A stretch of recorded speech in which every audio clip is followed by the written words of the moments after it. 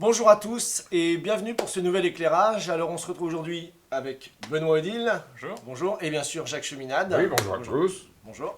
Le dernier éclairage a été vu plus de 10 000 fois, donc on espère que les gens vont continuer à le partager.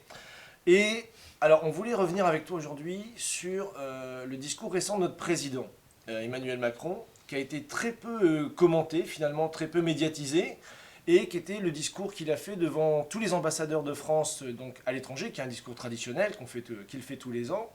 Et on voulait que tu nous en donnes un petit peu la substantifique moelle, parce qu'il y a eu quand même dans ce discours une réorientation, des choses un peu nouvelles.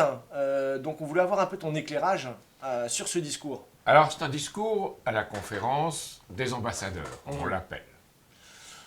C'est un discours très long, 24 pages à 4 devant moi, Waouh. structuré, bien organisé, d'un style enlevé, avec des choses intéressantes. Un excellent devoir de l'École nationale d'administration de l'ENA. 18 sur Méritant 20. 18 ou peut-être plus, sur 20. Pas mal. Très bien. Mais la réalité n'est pas l'École nationale d'administration, la réalité n'est pas l'ENA. Donc on est devant la réalité. Il faut juger ce discours par rapport à la réalité. Alors, ce que Emmanuel Macron, ce dont il parle, c'est d'un nouvel humanisme. Un nouvel humanisme qui doit être celui de la politique française. Nous devons être une puissance d'équilibre, comme il l'appelle, exerçant sa souveraineté, mais dans le cadre d'une souveraineté européenne. Et il parle bien d'une souveraineté européenne, comme si l'Europe avait un peuple, des États avaient une véritable souveraineté. Pour moi, il n'y a de souveraineté que nationale. Après, il y a des alliances et des accords à faire avec des pays européens, mais pas au sein de l'Union européenne telle qu'elle est. Ensuite, il parle d'une diplomatie de bien commun. Donc, une diplomatie juste à l'international, c'est la notion de bien commun qu'on retrouve chez Roll ou chez d'autres, qui est un terme devenu assez courant. Et puis, renouveler le partenariat avec l'Afrique et la Méditerranée. C'est le quatrième point. Et tous ces points étant dominés par l'idée qu'il faut un renouvellement profond de notre politique, de notre jugement, qu'il faut de l'audace, encore de l'audace et toujours de l'audace, comme on dit, et que, évidemment, je le lis, nous sommes les seuls pour lesquels l'immobilisme serait mortel. Donc un changement alors. Il y a un changement annoncé. Alors, quand on regarde de près le discours et qu'on l'écoute, ce qu'on voit, c'est qu'il y a un changement en ce qui concerne la Russie. C'est là où il est le plus clair. Où il est dit très clairement, regardons l'Inde, la Russie et la Chine, elles ont une inspiration politique beaucoup plus forte que les Européens d'aujourd'hui. Donc, ça l'appelle à cette autre politique. Il faut bousculer très profondément et rebattre les cartes, donc c'est ce qui est annoncé, et il faut une nouvelle politique vis-à-vis en particulier de la Russie. Nous sommes en Europe, et la Russie aussi. Si nous ne savons pas à un moment donné faire quelque chose d'utile avec la Russie, nous resterons avec une tension profondément stérile. Donc c'est une politique pour une Europe, disons, comprenant aussi la Russie, pas dans l'Union européenne, bien entendu, mais avec une conception, une architecture, une vision commune. Il y a une qu'on forme cherche de à établir.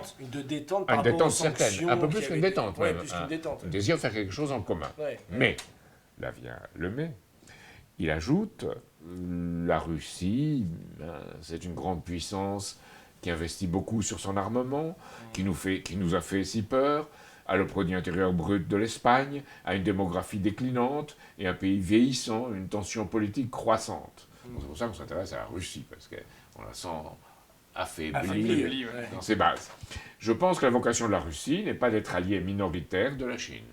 Alors là, apparaît, disons, un peu la vision macronienne. Il faut détacher la Russie de la Chine. Ça, C'est un peu impossible. la vision de Steve Aujourd'hui. Bannon qui est celui Oui, qui veut avec, tous s'allier contre la Chine. Non, parce que c'est la pas Chine- aussi extrême, mais c'est un Steve Bannon un peu soft. Soft. Ah oui, Soft et convivial, puisqu'il oui, dit convivial. la Chine a changé, le monde avec elle, et nous devons construire le partenariat euro-chinois du XXIe siècle. Mais ce partenariat avec la Chine, sur quoi est-il construit? Il est construit sur une attitude commune vis-à-vis du changement climatique.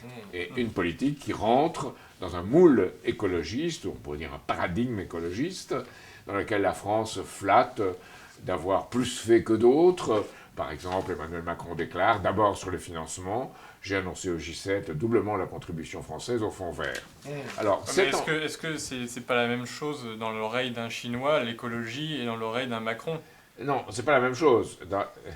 C'est pas la même chose, ni dans l'oreille de Extinction Rebellion, ni dans l'oreille de Macron, ni dans l'oreille de Jadot, ni dans l'oreille des Chinois. Ouais, voilà. Il y a différentes nuances de l'écologie. Ouais. On pourrait dire... 50 au moins. Oui, nuances d'écologie. Mais ce qui réunit toutes ces conceptions de l'écologie, c'est que l'homme, fatalement, est dans une relation, disons, d'opposition à la nature. Et que l'homme, dans ce contexte, peut être un pollueur, peut être un destructeur, un pilleur, et certains accuseront le capitalisme de le faire, d'autres diront que c'est la nature même de l'homme, mais c'est une culpabilisation. Et cette culpabilisation entretient un pessimisme culturel. Et là, en mettant ne serait-ce qu'un pied dans cette façon d'être et de penser, on rentre dans quelque chose de très dangereux. Parce que on nie la capacité qu'a l'homme de transformer, d'améliorer la nature, et après on oublie que l'homme est partie intégrante de la nature, nous faisons partie de la nature. C'est elle qui nous a créés. Hein. Comme le nucléaire fait partie de la nature. Ouais. On y trouve un principe. Bon, on va revenir un C'est peu la après notion sur de le... principe qui est Ouais. perdue. Je parle du nucléaire un peu par provocation. Oui, bien sûr, mais on va revenir après sur l'écologie. Est-ce que tu voulais peut-être en dire un peu plus sur, par exemple, la stratégie Euro-Méditerranée ou Euro-Afrique? Oui, il y a peut-être, toute de une son volonté discours. de développer l'Afrique, Ouais. mais en réalité, ce qu'on voit sur place, et après je parlerai plus généralement du Ouais. contexte du discours d'Emmanuel Macron, ce qu'on voit, c'est rien de très concret. Ouais. Et surtout, pas d'annonce de ce qu'il avait dit à Xi'an en Chine, il y a 2 ans, Ouais. qu'il y aurait une politique commune et qu'on accueillait avec bienveillance l'Afrique, et qu'on pourrait essayer commune en Afrique. Moi-même, j'ai voulu promouvoir un projet d'Africa Rail, et il ne semble pas que le gouvernement français aille dans ce sens Ouais. avec la Chine. Donc, si on ne va pas avec la Chine, on ne le fera pas. Donc, voilà, il y a ce qu'on dit, les belles paroles, et la substance, le réel. Là, on le voit pour la Méditerranée, on le voit aussi pour la souveraineté européenne. La souveraineté européenne, c'est un joli mot, hein, c'est très joli. Mais quelle souveraineté dans quelque chose qui n'est pas associé à des États avec leur souveraineté numérique, leur souveraineté monétaire. Alors, Macron a des idées sur ça. Il veut faire une grande politique du numérique en Europe, il a raison. Une grande politique du 5G en Europe, il a raison. Mais on ne dit jamais comment, ni de quelle façon. Et on oublie de dire qu'aujourd'hui, il y a JEDI, qui est un projet européen, Qui existe déjà. Joint European Disruptive Initiative, mais que ça serait au maximum, 1 ou 2 milliards, on discute du chiffre sur 5 ans, alors que le DARPA aux États-Unis, c'est 2 milliards par an. Donc c'est beaucoup plus. Et les Chinois font beaucoup plus encore. Donc on joue petit, et Macron, disant que l'Europe doit jouer grand, continue à s'insérer dans une façon de penser qui est de jouer petit. Et c'est là le vrai problème de discours, de la présentation d'Emmanuel Macron. C'est très frappant d'ailleurs qu'en France, on n'en ait pas fait état, parce que ça montre qu'on ne s'intéresse pas à On la n'en a politique quasiment pas étrangère. parlé de ce discours. Non, on ne C'est- s'intéresse pas à la politique Pareil, étrangère. l'Europe de la défense, il dit il faut une Europe de la défense. Why not? Mais Oui. il faut en même temps l'OTAN. Donc en gros, on a une Europe de la défense et un OTAN Oui, pas opposé à l'OTAN. Voilà, donc- Il dit en même temps complémentaire. que la France est la première puissance militaire européenne, il a raison. C'est vrai. Nous avons une vitalité que les autres n'ont pas, il a raison. Mais en même temps, on oublie de dire que toute l'armée de terre et toute partie de notre matériel est dans un état, disons, qui n'est pas très honorable. Donc on pousse sur le nucléaire, et on a raison, il faut garder une possibilité de dissuasion dans le monde aujourd'hui. Oui. Mais dans ce même monde-là, Macron n'organise pas, ou ne tente pas d'organiser un désarmement, ce que j'appellerais financier, et un désarmement militaire du nucléaire. Oui, parce qu'il y a quand Il n'y même. a pas d'initiative dans ce sens. Il y a quand réel. même tu disais le contexte de son discours, c'est qu'aujourd'hui on a la guerre commerciale Oui, oui. entre la Chine et les États-Unis, on a la crise financière qui est toujours présente, et on a, tu le mentionnais là récemment, la fin de tous les traités de contrôle des armements aussi. Oui, oui. Alors, si on regarde son discours, il n'y a rien sur le système financier et monétaire international qui est arrivé à bout. Pourquoi il est arrivé à bout? C'est parce que les taux d'intérêt sont devenus négatifs dans un système monétaire. On baisse de plus en plus les taux d'intérêt pour entretenir le système par l'emprunt. Et des entreprises bénéficient de cet argent, rachètent leurs propres actions et donnent l'apparence qu'il y a une croissance. Parce qu'évidemment, quand il y a moins d'actions, ça apparaît plus de profit par action. Mais il y a moins d'actions, là, il y a plus de profit. Voilà. Donc, il y a cela. Il y a le fait que, dans ce contexte-là, on a laissé brader, démanteler les fleurons de l'industrie française. Qui est, à mon avis, le vrai problème économique. Qui est le vrai problème économique, qui est le reflet de cette mondialisation financière à laquelle on se soumet. Ça n'a rien dans le discours de Macron sur ça, rien d'initiative sur cela. Et évidemment, rien sur l'adhésion ou quelque chose, mais pas rien, aucune évaluation sur les problèmes de l'adhésion au paradigme écologique, dont on a parlé tout à l'heure. Donc ça, c'est les vides dans le discours de Macron. Alors, évidemment, on peut aussi parler de la question de l'aggravation des relations entre les États-Unis et la Chine, et ce qu'on appelle à tort une guerre commerciale. C'est plus que ça. C'est une guerre technologique où une partie de l'élite américaine, anglo-américaine, de Wall Street et de la City, autour de Trump, et Trump cède à cette élite, puisqu'il est lié au milieu financier de Wall Street, et constamment, il dit « Ah, il faudrait baisser encore plus les taux d'intérêt aux États-Unis, parce qu'on a plus d'intérêts plus élevés qu'en Europe. Et là, on aura une hausse de Wall Street de 10 000 points, Il y a encore 15 000 moins de points. chômage. Il y aura moins de chômage. » C'est absolument faux. Il rentre dans une manière de penser qui est folle. Parce qu'on est arrivé au bout d'un système monétariste, un système basé qui ne peut jouer que sur la baisse des taux d'intérêt. Vous savez, aujourd'hui, aux États-Unis, si on emprunte à 30 ans, eh bien, on paye que 50 points de plus qu'à 10 ans. 50 points, c'est 0,5%. C'est-à-dire qu'on crée les conditions où les gens peuvent emprunter facilement pour avoir un logement. On dit très bien pour eux. On dit la même chose au moment des subprimes. Très bien pour eux. Mais à un moment donné, évidemment, la vérité frappe et le prix du logement baissera. Et à ce moment-là, les gens ne pourront plus rembourser puisque le taux d'intérêt monteront. Et qu'est-ce qu'ils vont faire? On prendra leur logement. Et en plus, ils vont encore payer une partie pour ce qu'ils auraient dû payer pour ce logement. Donc on a une situation qui est une véritable escroquerie avec les taux d'intérêt négatifs, avec l'apparence qu'on peut faire encore durer des entreprises. Il y a des entreprises dites zombies qui ont besoin d'emprunter à taux négatif ou à taux zéro ou à un taux très faible pour pouvoir payer les intérêts de leurs dettes. C'est une folie. Il y en a 20% comme ça aux États-Unis. Donc on a soi-disant la fin du chômage. En réalité, il y a des gens exclus qui ne vont même plus se faire enregistrer comme chômeurs. Il y a énormément d'emplois à temps partiel et d'emplois de bas niveau, des worker poor, des travailleurs pauvres, aux États-Unis comme en Angleterre. Donc on a toute cette question-là qui n'est pas traitée ou qui ne fait pas partie du discours de Macron. Alors justement... Alors le problème, c'est que devant cette crise financière qui se profile, beaucoup de gens qu'on interroge, nous, disent bon, bah, il faut peut-être justement s'équiper chez soi, faire de la permaculture, avoir des réserves chez soi, et éviter justement de faire partie de ce système.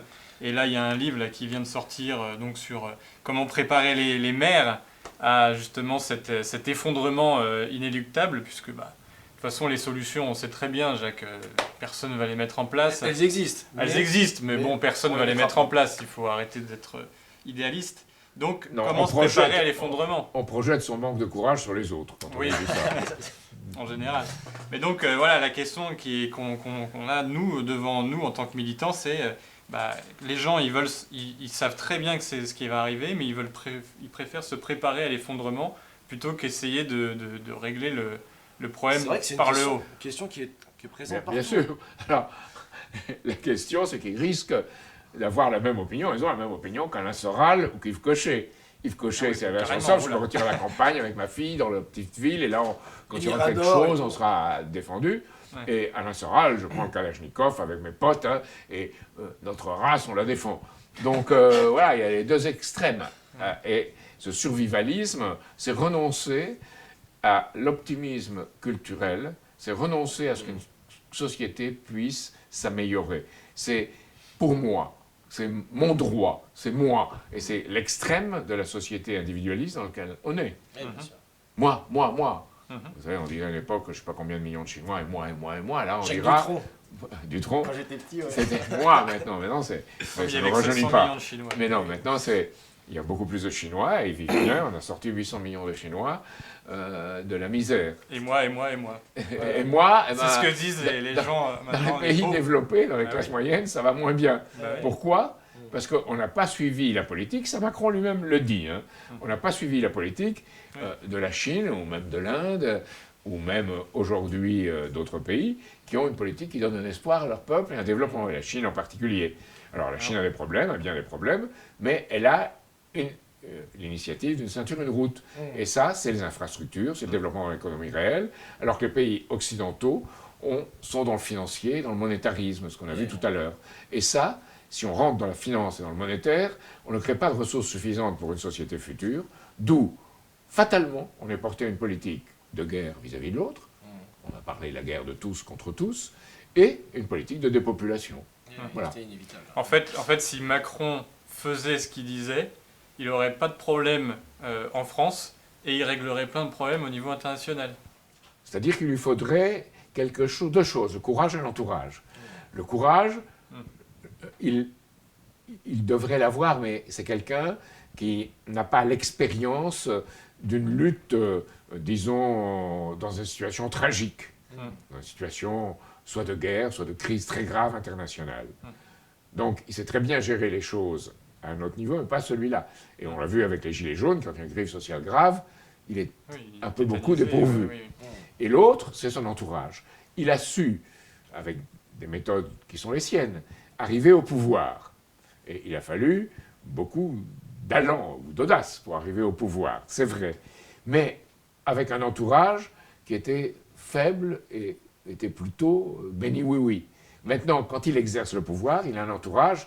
Cambadélis, qui était l'ancien dirigeant du Parti socialiste, l'a dit. Dans un article, Le Monde a fait 6 fois 2 pages sur Gérard Davet et Fabrice Lhomme, sur un commentaire sur Macron. Et ils disent, il n'a pas pour exercer le pouvoir les moyens qu'il avait pour le prendre. Et quand il s'agit de l'exercer, il faut une toute autre vision. Alors lui, il exprime dans cette conférence aux ambassadeurs quelque chose, mais ça reste des paroles, parce que dans le concret, dans le réel, il n'y a rien qui suive sur l'aspect absolument fondamental des 3 crises de notre société, la financière, évidemment, la crise d'un écologisme dévoyé, et la crise de la guerre commerciale devenue technologique, avec certains pays contre d'autres, et Trump et les États-Unis contre la Chine. Merci beaucoup Jacques, merci Benoît. De rien. Hein. Voilà. On reviendra bien sûr la semaine prochaine pour un nouvel éclairage. Donc d'ici là, je le rappelle, vous pouvez vous inscrire pour la conférence que fera d'ailleurs Jacques Cheminade le 21 septembre, donc sur notre site internet dans le cadre de nos journées de formation.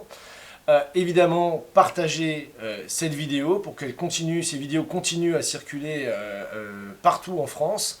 Et de pouvoir continuer ces éclairages hebdomadaires avec Jacques. Tu veux, oui, vas-y. Oui, une chose, vas-y.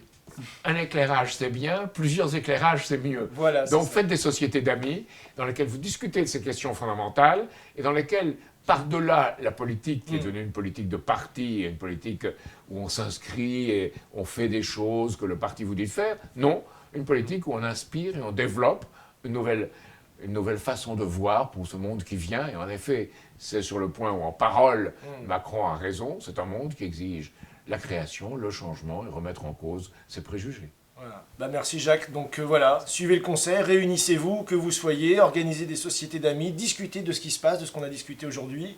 Et on se retrouve bientôt donc avec Jacques et avec Benoît. À bientôt.